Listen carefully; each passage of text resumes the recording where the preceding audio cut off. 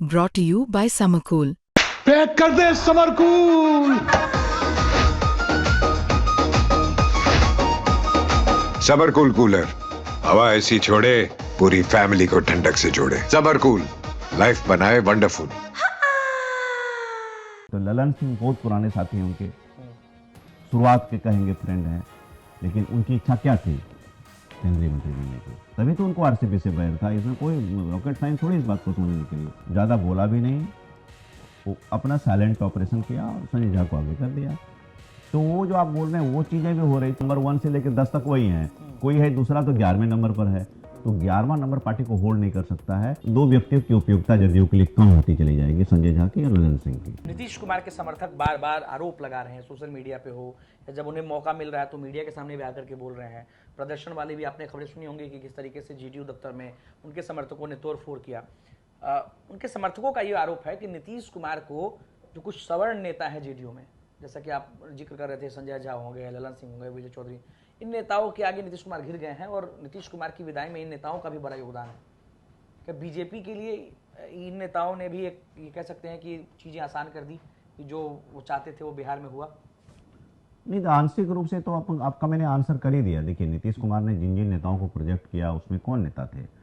हाल फिलहाल में सबसे इंपॉर्टेंट नेता आरसीपी सिंह थे, लेकिन आरसीपी सिंह अब नीतीश कुमार की रजामंदी से मंत्री बने थे या न बने थे, यह भी अभी भी रहस्य है। दोनों का दोनों काउंटर क्लेम्स है।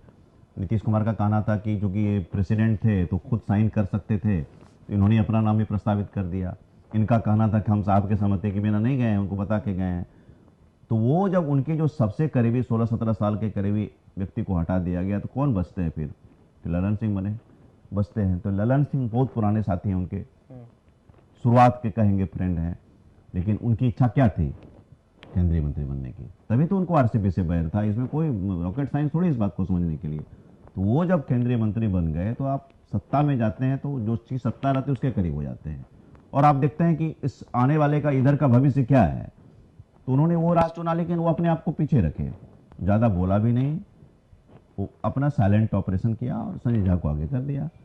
तो वो जो आप बोल रहे हैं वो चीज़ें भी हो रही थी। साथ साथ दिनानंद नीतीश कुमार कमज़ोर भी होते जा रहे थे और जदयू को इस तरह इसलिए वो जदयू डिफीटेड लग रहा है। उनके वर्कर्स जो रोष है, चाहे वो पोस्ट कार्ड लिख रहे हों या विरोध प्रदर्शन कर रहे हों या रो रहे हों, उनको लग रहा है कि इतना बड़ा जो कुनबा, इतना बड़ा संगठन जो बनाया है, उसके बहुत बड़े सर्वमान्य नेता, एक जो कहते हैं ना बनियन बटवृक्ष की तरह वो आदमी अचानक, वो इसलिए भी है कि नीतीश कुमार ने अपना सेकंड रंग तैयार नहीं किया। इसलिए नीतीश कुमार खुद दोषी हैं।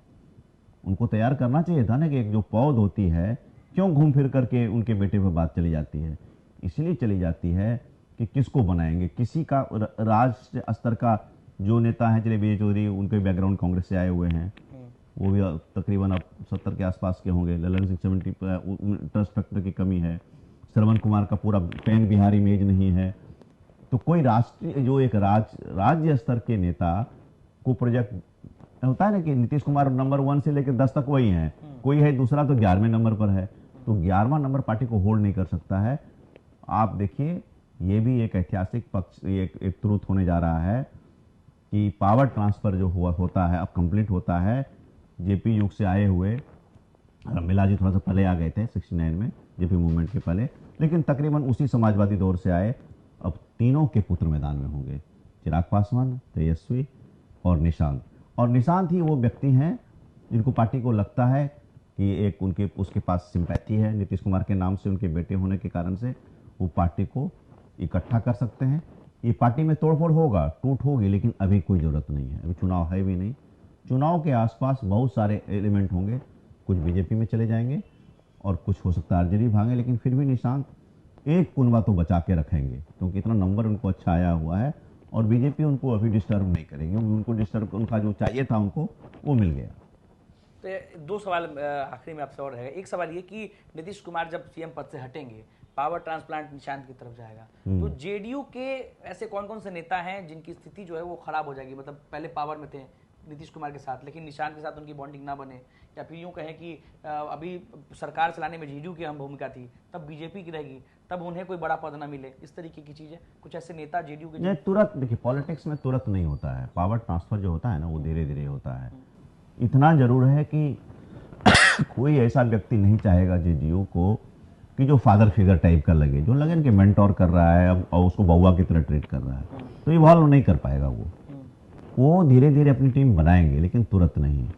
ये सीनियर नेता जैसे बीएस चौधरी हैं, गाइड करेंगे, नीतीश कुमार के लॉयलिस्ट रहे हैं।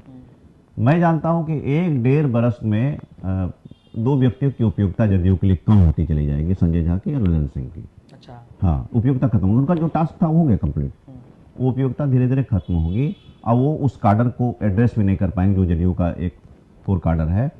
श्रवण कुमार जैसे नेता की अहमियत बढ़ेगी। इस्लामपुर के विधायक जो इनके दोस्त हुए निशांत के साथ बीआरटी में इस्लाम में पढ़े हैं, रोहेल रंजन, इस तरह के नेता भी सामने आएंगे। तो और जिस मनीष वर्मा को अभी तो कोसा जा रहा है, हो सकता है उस मनीष वर्मा उस टीम के पार्ट हों, वो भी क्यों भविष्य वो निशांत के साथ वो अपना देख रहे हों। तो ये लेकिन आने में होने में अभी तुरंत सिस्टम को डिस्टर्ब नहीं किया जाएगा। वो चीज़ों को प्रशासन को भी समझेगा, राजनीति को भी समझेगा, उसके बाद धीरे धीरे असर्ट करेगा अपने आप को, फिर अपनी टीम बनाएगा। अभी वो वेट एंड वॉच, वो लर्न करके धीरे धीरे उसका एक जो इवोल्यूशन का प्रोसेस है वो चीज़ जारी रहेगा। लेकिन अभी जो करंट सेटअप है 6 महीना साल भर तक में इसमें कोई डिस्टर्बेंस नहीं होता हुआ देखिए। एक आखिरी सवाल, नीतीश कुमार का बिहार से विदाई लेना तेजस्वी के लिए गुड संकेत है या बैड संकेत है? बहुत ही गुड संकेत है। इसलिए गुड संकेत है कि नीतीश कुमार बहुत बड़े थे। अब क्या है ना कि अब बैटल होता था 20 और 15 में, अब टक्कर होगी, बराबरी की टक्कर 0/0 होगी। हाँ, अब टक्कर होगी, बराबरी की टक्कर होगी। और प्रशांत किशोर जैसे लोगों को भी मौका मिलेगा, कांग्रेस भी, लेफ्ट भी, सब कहेगा। अब लेवल प्लेइंग, कहता है ना, लेवल प्लेइंग फील्ड हो गया कि अब एक जनरेशन के नेता आ गए। एक तरफ चिराग है, निशांत है, तेजस्वी है, प्रशांत किशोर है, इधर से जो भी बने, सम्राट अगर सामने आए, कन्हैया है, तो वो एक सेकंड, अब पावर शिफ्ट सेकंड जनरेशन में हो गया। तो अब सीधा किसका क्या सोशल कॉम्बिनेशन बनता है वो सब डिपेंड करेगा। और एक बात और होगा कि निशांत का अगर इवोल्यूशन स्ट्रॉन्ग लीडर के रूप में होगा, जो सोशलिस्ट फोर्स को बोलते हैं कि खत्म हो गई बीजेपी का पूरा बर्दाश्त हो जाएगा, वो किसी न किसी शक्ल में जीवित होगा। और आने वाले 5-7 वर्षों में अगर आप निशांत और तेजस्वी अगर एक खेमे में आप देखेंगे तो सरप्राइज मत होइएगा। मैं बहुत आगे की पॉलिटिक्स के बारे में बोल रहा हूँ। एक साथ भी आ सकते हैं दोनों? क्यों नहीं बाबा, भविष्य में क्यों नहीं आ सकते हैं? दोनों तो सोशलिस्ट कैंप से आए हुए हैं ना।